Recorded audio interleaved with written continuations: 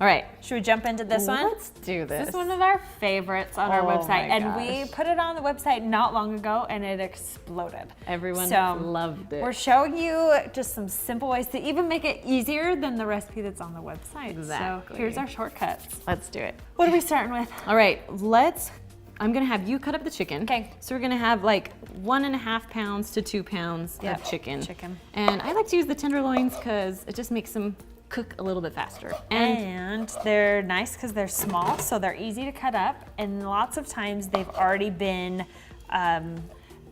the fat's been, they're trimmed. Oh, yeah, Yeah. yeah. So a lot of times they're already trimmed, makes it really easy to cut it up. I'm just cutting it into some kind of bite-sized pieces. Oh, that's perfect, especially for kids. All right, so Yep. as she's cutting that, I'm gonna push the saute button right here.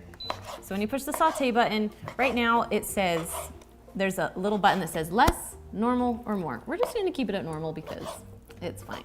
All right, so saute, then it's going to beep for you. After you push the saute button, it's gonna start heating up. Once it gets hot, I kind of just test it a little bit. Once it's hot, then I add my oil and other things. How long does it take to get hot? Sometimes like 2 minutes, sometimes like Okay. 5. Lots Just of times, depends. even before it's hot, I'll just start cooking. Yeah. 'Cause I'm in a hurry. It Okay. is what it is. Right? This is real life. Exactly. All right, so once it's heated up, we're just gonna add, what, about a tablespoon, 2 tablespoons Yeah. of olive oil. We're Yep. just gonna drizzle that into the top of the pot. Now I like when my oil gets hot and then I do a trick and I lift my pot up and just kind of wiggle my oil around so it covers all the bottom of my Instant Pot. Well, there you go. There you go. Kristen's I'm full of fancy. Instant Pot tricks. That's why we call her the Instant Pot master. There we go. Once the oil is heated up, ready to go, Camille is gonna add our chicken. Yep. You ready? Kristen gets scared to touch raw chicken, so that's why I'm doing it. I appreciate that. If your oil's hot, it should sizzle at this point. Yes. Ours is still warming up, but that's okay. You can hear it a little bit. Now, this makes a lot of rice and other things, so this is a lot of chicken. If you have a smaller family, you could even cut this recipe in half or even in fourths. Totally. I mean, you just make sure you cut all the ingredients down, but the timing will be the same. You cook it for the same amount. All right, so once the chicken starts to cook on the bottom, you kind of just flip it around a little bit. I kind of stir as I go. Is that horrible? No, that's what I do too, just to make sure that it all gets evenly cooked. I'm gonna throw the onion in there too. Please do. Just to add some more flavor. Let that cook in the oil. Nice. I think that's one of my favorite smells is cooking chicken and onions together. Well, let's make it even better and add some garlic. All right, how much garlic are we gonna add? I think just a teaspoon, or what, 2 cloves? Sorry, I'm just grabbing a spoon. No, it's fine. Yeah, 2 cloves. That sounds good. So we're just using jarred garlic. A half teaspoon of this equals a clove. This is one of my favorite shortcuts, so Oh. you don't have to chop fresh garlic. I think all 6 of us I know. Use that shortcut We because love it. I don't like pressing my garlic. Yep. Okay, so the seasonings we're gonna add, I'm just doing like a teaspoon of salt and a teaspoon of pepper. You can totally eyeball this. Don't feel like you need to measure it out. You can go Rachel Ray style, pour it in your hand and then dump it in. We're not fancy like that. Yep. If you want to add other seasonings that you like, you could. You could do some Italian seasoning. You could do a Yeah. little bit more like garlic powder if you love the taste of garlic. I mean, however you like to season it, You can add a little more. totally works. We love like a little bit more salt, so I usually add about a tablespoon of salt into this recipe. You do? I do. I love salty things. I didn't know that about you. Yep. Learn something new every day. Yep. All right, so once the chicken kind of has some browning around the edges, I mean, Right. you can cook this as much or as little as you want. It just really is to seal in the flavor, kind of make the chicken have some added moisture, I would say. Yeah, and I think a little bit of flavor too. It gives Yep. it some saute. 100%. So now, from this point, it's just kind of a dump and go. Right? So we're adding in 2 cups of rice. Now in the recipe, it says it a little bit differently, but Yeah, we're yeah. showing you this is the simple way to make it dump and It's go. like the dump and go Yep. version. Yep. Totally. All right. So I'm doing 2 cups of white rice. If you want to, you can rinse the rice before you dump it in. Totally up to you. Yep. But I'm just gonna go ahead. We throw don't that judge in. you either way if you rinse your rice or not. Do your There's own no thing. judging. Okay, and then I'm gonna do about 2 cups of chicken broth. Nice. Just kind of pour that right in. There we go.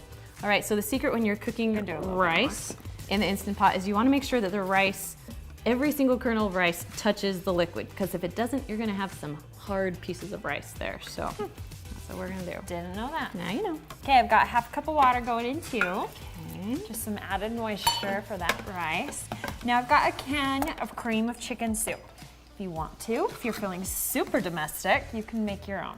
But for simplicity, I just use a can of this. You can get, they make a healthier option. Reduced fat. Yeah, reduced kind. fat, which works great. It's not coming out. There we go. Okay, so add that in there. And then the last thing we are gonna throw in is a bag of frozen vegetables, and they are still frozen. They are. So, Which I think works better because you're gonna cook all the vegetables, rice, and chicken all at the same time. Yep. So I think frozen vegetables works better because then they'll cook. yeah, they won't be super They mushy. won't be soggy. Yep. So All right, I'll dump just those dump in. it in. Yep. Give it a good mix. Just gonna mix it around, make sure all the rice is covered by the liquid. And I think we're good to go. Good to go. So we have our lid now, we're all ready to go. Now remember, while we were putting this together, it's still on saute, which is okay. Guess I should put the lid on correctly, huh? Okay, so we're putting the lid on. We're gonna turn this little knob to sealing, not venting. Make sure I can see this here. Now, because it is on saute, first you have to push cancel. So you're gonna push the keep warm cancel button just to turn it all the way off.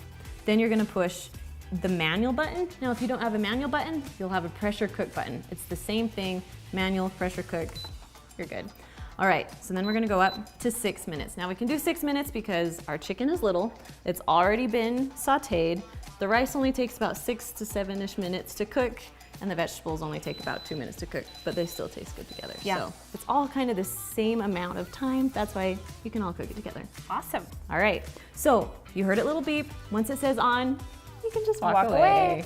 So it's all done cooking. We cooked it for about 6 minutes. You can go up to 7 if you want, but because it's done, we're gonna turn it over to a quick release. Here we go. Once all the pressure's out, then you can open the lid.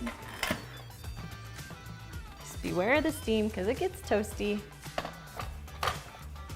All right, so if you can see this. Now it looks like there's a lot of liquid on top, but once you mix it around, there's some rice that still needs a little bit of liquid and it will all work out together. It all evens out. Exactly. So while you're doing that, you want me to dump the cheese in? Yes. So you're gonna add, is it 1 cup? Yeah, 1 cup of cheddar 1 cup of cheese. shredded cheddar cheese. You can shred your own if you want, or you can buy pre-shredded. Doesn't really matter. We always tend to buy the shredded because it just makes It's life fast. Yep. easy. But I Totally. did notice if you buy the block cheese and shred it yourself, it melts a little bit easier. So much easier, especially in this recipe. But Yeah. either way, you're gonna be just fine. Exactly. If you want more cheese to make it more cheesy, feel free to add more That's what we did too. So after we did individual servings, we put a little more cheese on. on each one. Yep. It's a great idea. Yeah, that's what Let the kids. Let This is super kid friendly. My kids loved this. Mine too. And like you said, it makes a ton.